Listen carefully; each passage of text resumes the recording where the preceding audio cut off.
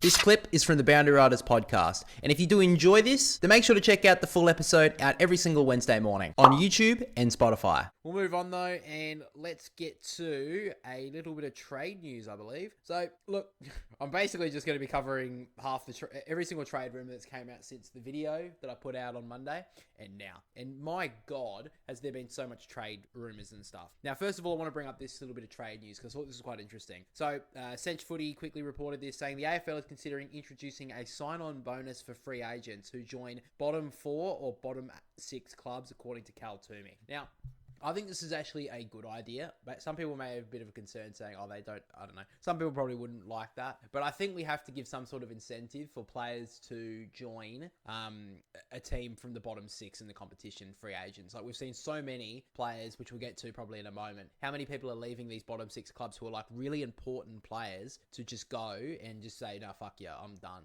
And free agency, yes, you do get some compensation, but overall, sometimes the compensation is probably not really worth it, if we're being real, especially if you're losing such a pivotal player to your team. Now, probably with Oscar Allen's sake at West Coast, I think before this year, I think the club probably would have been sitting there thinking, we want a lot for this guy, a lot more than just a pick 2 up the top. But considering how poor he's been around the media this year, and how adamant he's pretty well been from the start of the season that he wants to go, and still wanting to be still being captain, which I think is a pretty bad move. I think they're pretty happy to get rid of him for pick 2, that probably pick 1 or pick 2 that the Eagles are going to get in the end. So, yeah, but other ones we'll get to in a moment. But there are a lot of players that, 3 weeks ago, I probably wouldn't have even considered them leaving. But now I'm probably on the wagon that these players are gone. So let's get to some rumours, shall we? Because it's just been a circus, hasn't it? First of all, a couple of requests. Malcolm Roses has requested a trade outside of the Gold Coast Suns. Hasn't picked a team as of yet, but the Swans and the Tigers are the front runners for him.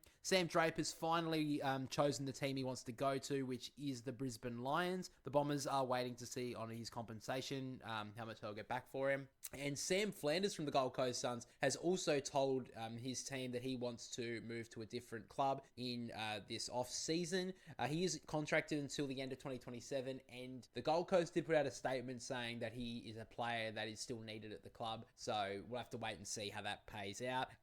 He has been linked to Carlton, St Kilda, Essendon, and Melbourne. My understanding is that Melbourne are the front runners at this stage, but Sam Flanders is on the outer at the Suns. Now to some rumours. Now, this one was a bit of a crazy one when I first saw it, but I mean, if we look at last year, maybe not so crazy. So at this moment in time, Christian Petracca, there was news from Tom Morris saying that very delicately and cautiously, things are beginning to move on Christian Petracca's front. Both parties are open to a trade, but neither wants to be seen as demanding a breakup. Now, Petracca is not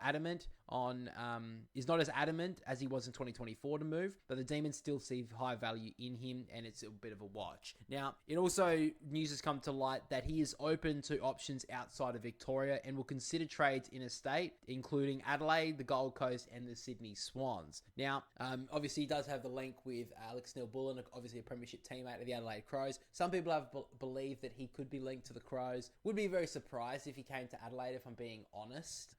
But that could be a move that he would potentially go for. I mean, just looking at personal life matters, I guess. It's a pretty nice place to live. A lot of wineries, food stuff seems to be something he's sort of interested in. So he's in a lot of the promotions, in fact, for gather rounds the last few seasons. So wouldn't be too surprised if he moved down to Adelaide, to be honest. But you just have to wait and see. Sydney, I would like him at the Swans. I think Sydney need that little bit of grunt up forward, that little bit of X factor who would help out. I think he's very much in that Isaac Heaney mold that could be a match winner. And I think they'd probably give the license for Isaac to play up forward more. But I don't think he'll go to the Swans, but we'll just have to wait and see. Now, this came out pretty much today when I'm recording this, that Cal Archie is set to request a trade from the Brisbane Lions to the Adelaide Crows, according to Cal Toomey from Gettable. This kind of surprises me. We'll have to wait and see if this is actually true. So you obviously take all these rumours with a huge grain of salt, but that really surprises me that Cal Archie would be looking to leave. Has been a pivotal player at the Brisbane Lions for so many years. Still pretty useful up forward, but maybe the Crows are offering him a bit more. I would believe the Crows have quite a lot left in their salary cap. They've already delisted a few players already, so we just have to wait and see how that plays out. But very interesting one there, Kalachi. Fremantle are going very hard for Judd McVie, to try and get him to the club. I think that Fremantle, that's probably the only player they've been linked to really this season. So I think they will go heavy for try and get some more defensive reinforcements because, I mean, the defense is already pretty solid anyway, but might as well try and top up back there.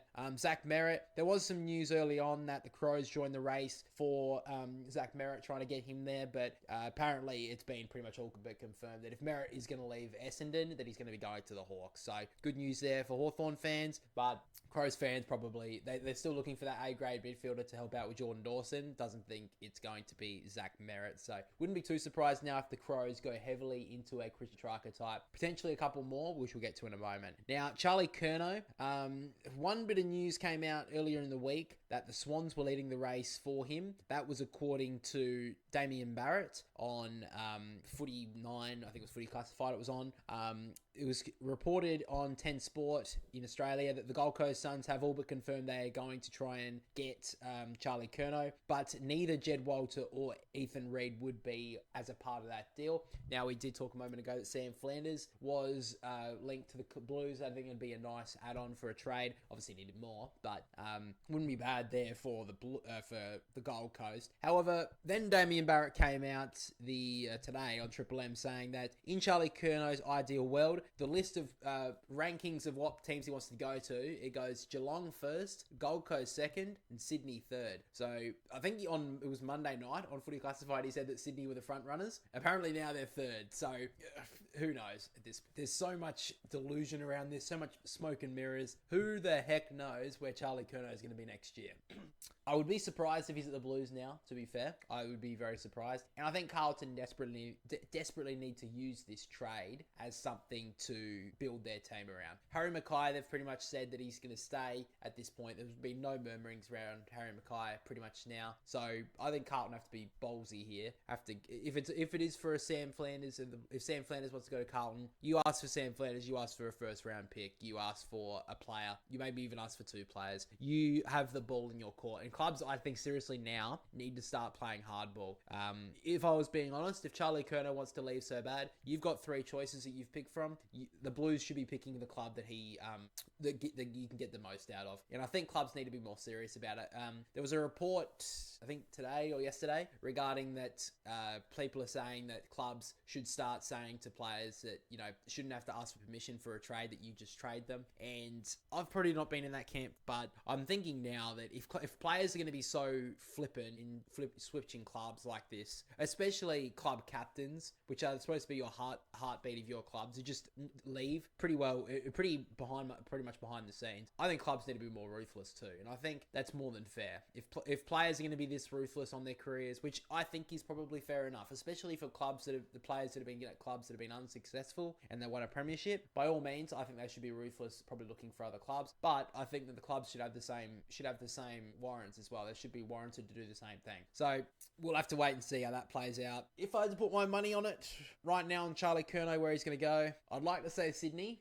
For some reason, I feel like the Gold Coast. I think the Gold Coast have a bit more. I think he wants to be out of the Victorian bubble, to be honest. I'm surprised that Geelong are actually in front of this list, but we'll just have to wait and see how that plays out. I just feel like the Gold Coast would be a good club for him, and I think that he would work well under Dimmer Hardwick and the Suns. So I'm going to go with the Gold Coast. I'd like to be Sydney. Bit surprised that Geelong are in front of this list, but Geelong are well and truly in the race. And they do want to look for probably a Jeremy Cameron replacement, even though he's probably got 3 or 4 more years. Jezza seems to not really be slowing down. They do kind of need to find someone to replace him, but interesting because Shannon Neal, of course, is just starting to develop. So what does that mean if Charlie Curnow comes in? Because you can't really play all 3 of them in my eyes. So definitely question regarding that. Now moving to a couple of Swans players that could be on the outer. Robbie Fox was recently delisted from the Swans. Looks like the Giants are looking at him. Now the Giants have explored options for this is the 3rd Swans player they've looked at here, or former Swans player. We had Aaron Francis, we talked about in that video on Monday, and Joel Hamling a couple of weeks ago we talked talked about that. So it looks like they are looking for more defensive reinforcements to replace Lee Kalia. Interesting. I've always been surprised that the Swans delisted Robbie Fox. I always thought he was just struggled with injury this year. I think he's been an exceptionally good player for the Swans. Completely underrated. So very surprised that the Swans delisted him. I guess Sam Wicks probably took his spot from the team, which is maybe why they chose to delist him, but still surprising. And there is some news coming out from the, this is from Gettable, that Jack Buller from the Swans, who played a couple of games this year, showed some decent signs to forward, is seemingly could be requesting a trade to the Pies. So we talked about that in Monday's video as well, regarding him having information that he could be looking at Collingwood, offering him a 2-year deal. So it looks like that he may request a trade, and I'm pretty much in the same camp that I was in that video. I think that he should really explore his options here. The Swans, when they get back Logan McDonald next year, Joel Lombardi, looks like they're already starting to ramp up re-signing him, the Sydney Swans, because he's out of contract in 2026. Buller doesn't have a spot in the Sydney team, so he'd be going straight back to the VFL. So I think he should really be exploring his options. And if Collingwood are offering him 2 years, considering he's a mid-season draftee as well, like he is a player that would know that an AFL career is so precious. So he knows how precious it would be. So he'd probably be looking at it in a pretty fair and honest manner, thinking, pretty smart manner, seeing it, the fact that Collingwood probably have a spot there for a forward that up for grabs.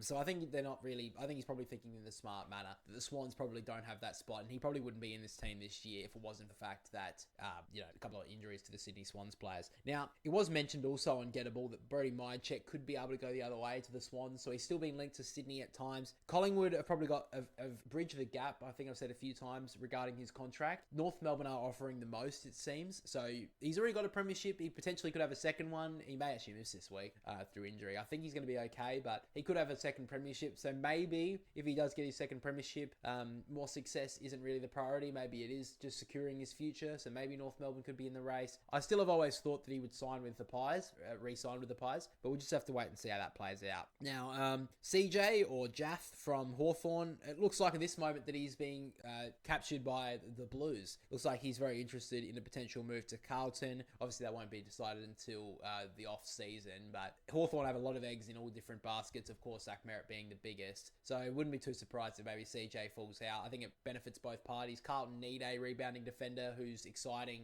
run with the ball, pretty good user, and Hawthorn probably needs some capital on their side to get Zach Merritt's club. So I think overall that's probably a decent move. Bit of a surprising one here, Ned Reeves. It looks like he's actually set to stay at Hawthorn, which I'm a bit surprised by because he actually was picked in the VFL All-Australian team this year. And I thought that because both Collingwood and Carlton were looking at him and were pretty heavily linked, but it does seem now that he's deciding to stay with Hawthorn, so he's going to be trying to fight for that spot against Lloyd Meek. So I mean, good on him. I don't mind this move, but it's a bit surprising. I thought he would request a trade at the end of the season.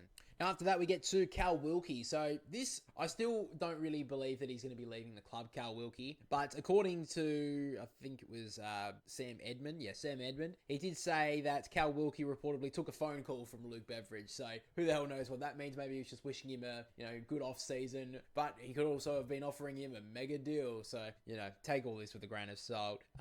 It was reported last month that Wilkie had been disillusioned. I love that word. It is the new word of the trade period, so we have to use it. Disillusioned with the direction of the football club. I still don't believe Cal Wilkie can leave, if I'm being real. I can't see a world where he's at the Bulldogs this year. Now the Western Bulldogs desperately need defensive reinforcements, so Cal Wilkie would probably be one of the best key defenders in the game. So good choice, good scouting from the Dogs. I just still can't see him leaving.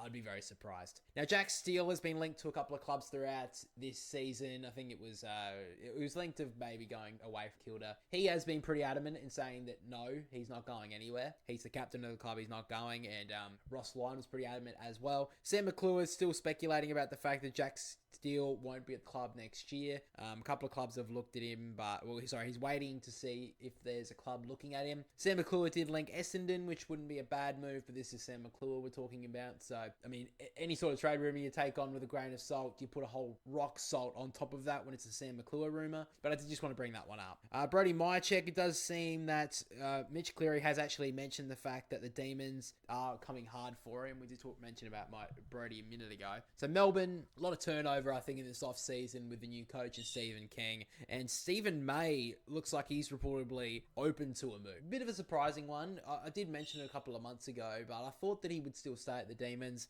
This actually doesn't have a source to it, so just keep an eye out for that one. This was from the AFL Destination, who post quite a lot of news content on Instagram regarding AFL. So May reportedly open to a move. Maybe. We'll have to wait and see. Jake Lever's been pretty settled now after being dropped earlier in the year. So that was when there were a couple of links going away. It does seem more than likely that if he was to move, it would be only on a multi-year contract. So, I mean, North Melbourne have money to burn, it seems, on key forwards and all that sort of stuff. Throwing a 3-year deal at Brody Mychek. I would more than, if I was a North Melbourne fan, I'd be saying, you direct that straight to Stephen May. Yes, Stephen May it can have some issues, I understand, but they need a lot more of a defender right now than a forward, North Melbourne. So we'll see how that plays out. And sticking with the Roos, this is shocking in my opinion. I was absolutely dumbfounded when I heard about this. Apparently, Jai Simpkin, the North Melbourne captain, has discussed his frustrations with being played out of position with those around him. He does have a 4-year deal left on his deal that